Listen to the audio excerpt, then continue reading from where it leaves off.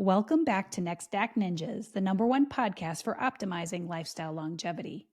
I'm your host, Rachael Van Pelt, a retired health span scientist turned realtor and coach. Do you dream of a luxurious retirement lifestyle? Many of us do, don't we?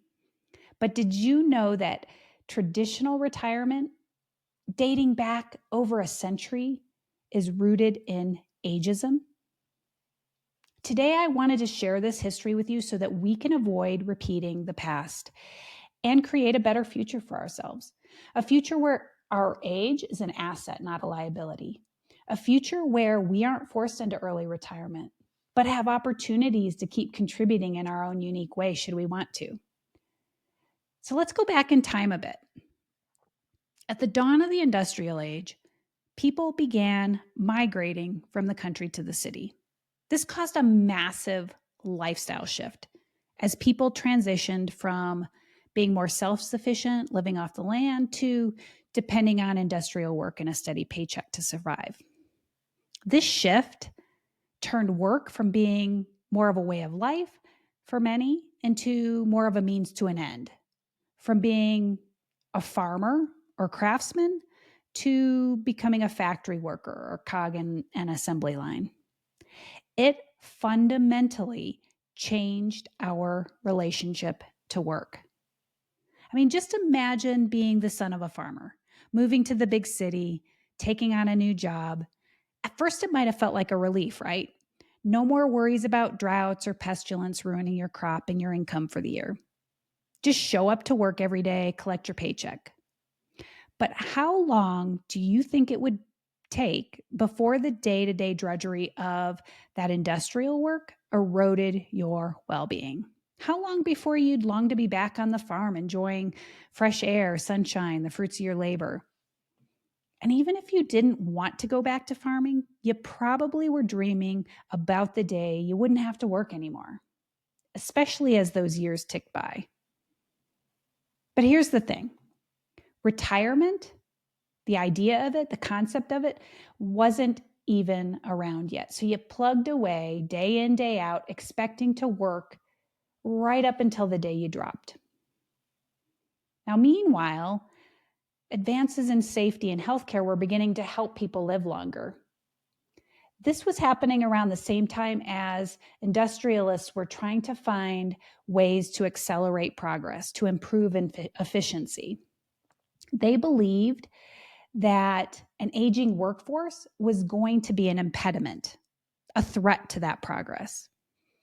In mandatory retirement, it looked like a good solution to this problem. Out with the old, in with the new, so to speak. In an effort to support these new retirees, many companies established private pensions. These pensions flourished in the early 1900s, right up until the Great Depression, when many of them began to fail amidst the skyrocketing unemployment. And it's this economic turmoil that put pressure on FDR to create a public pension system, one that would encourage those older men to retire and open up jobs for the many unemployed younger men. Now, the good news is this culminated in the Older Workers Pension Act in 1935, which later became our Social Security Act. This might have seemed like a great new deal, a win-win for both older and younger workers. Young would now have jobs. The old would finally get to go home and relax, right? However, at that time, life expectancy in the US was only 63 years of age. And they set the age at which you could draw Social Security at 65. So yay, you were more likely going to drop dead before you could draw benefits. Your wife, should she outlive you, was going to wind up with family or in the poorhouse. Now, eventually that age lowered to 62, but still, retirees weren't expected to need Social Security for very long, right? There was no extended life of leisure on the golf course for those early retirees. Now, if we fast forward to today, the typical 65-year-old has a much longer health span, don't they? We often live well beyond traditional retirement age. the traditional age set by Social Security, which is great. It means we can enjoy some years work-free if we want. It's just that Social Security, it's not enough to support us during those added years, is it? And that's exactly why we have to learn to extend our wealth span.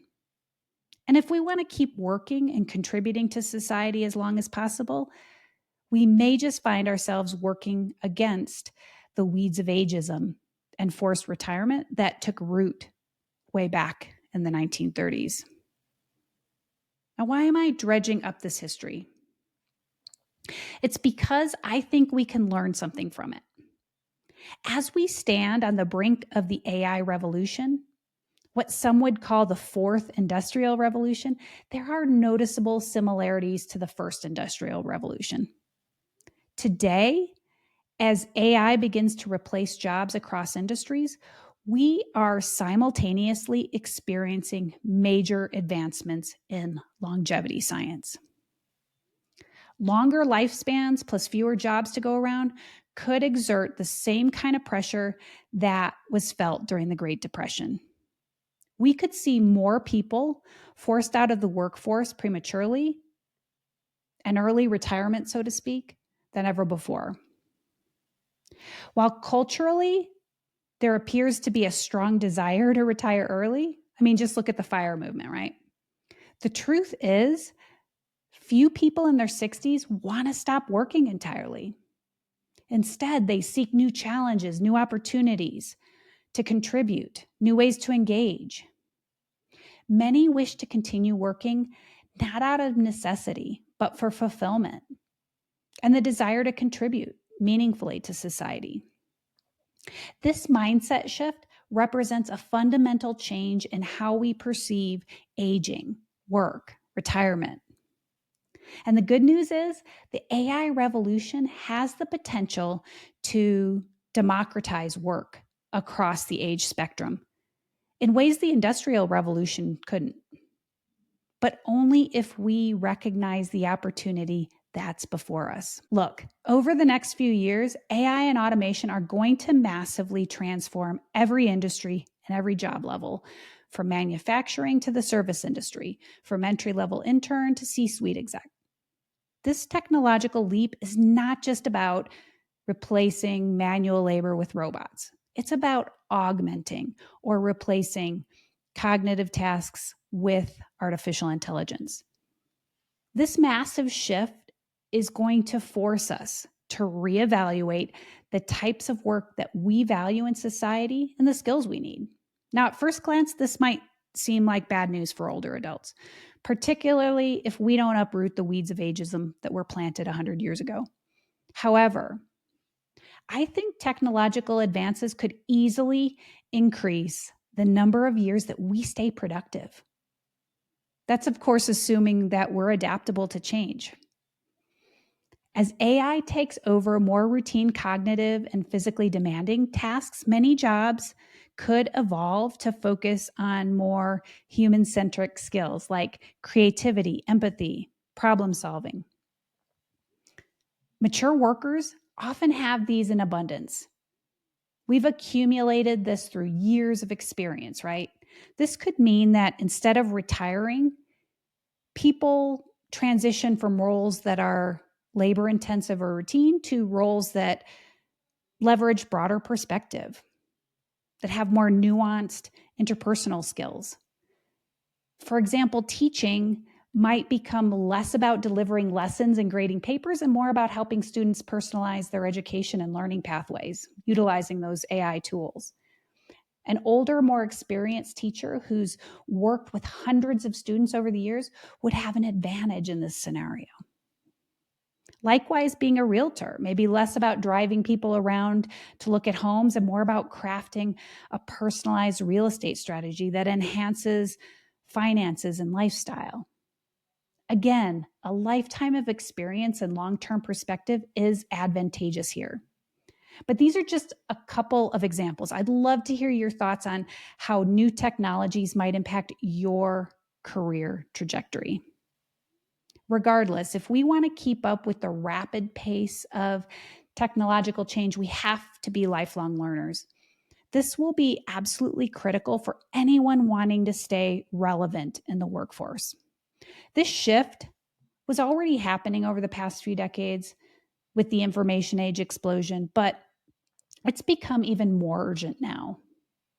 Multiple career shifts throughout a lifetime, they're becoming the norm, aren't they?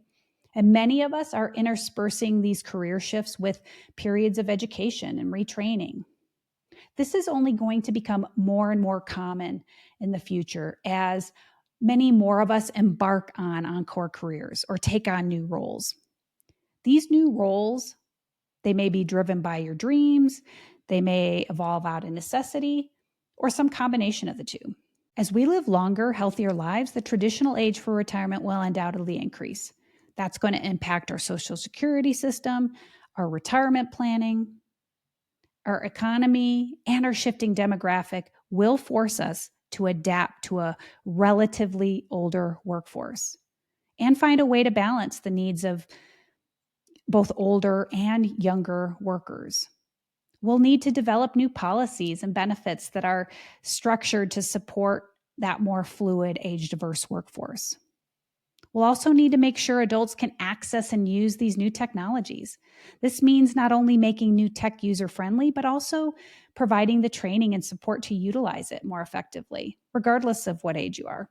I think there's a cultural bias and narrative that says older adults can't adapt to new technology. We're going to have to overcome these barriers and ageist stereotypes if we want to evolve the workplace. The AI revolution will undoubtedly have a profound psychological and social implication. I mean, work, it provides structure, doesn't it? It provides us with a sense of community, purpose. And as we age, continuing to engage in meaningful work is important for a healthier, more fulfilling life, not to mention preserve mental sharpness. But we'll need a cultural shift in how we perceive aging, expectations around retirement, and the value of older adults in the workforce. Bottom line, the fourth industrial revolution will massively redefine the landscape of work and retirement, offering opportunities for you Next Act Ninjas to remain active, engaged, valued. But the rapidly changing landscape also reveals an urgent need for becoming masters of our health span and wealth span, doesn't it? I'd love to hear what staying engaged in the coming decades might look like for you. Does it excite you or feel a bit much? Do you think we can uproot the weeds of ageism, or are they too firmly planted to overcome? Please share your stories in the comments below. And don't forget to subscribe and share the podcast. It really helps us grow the tribe. Thanks for joining me today on Next Act Ninjas. Until next time, live well, love more, age less, my friends.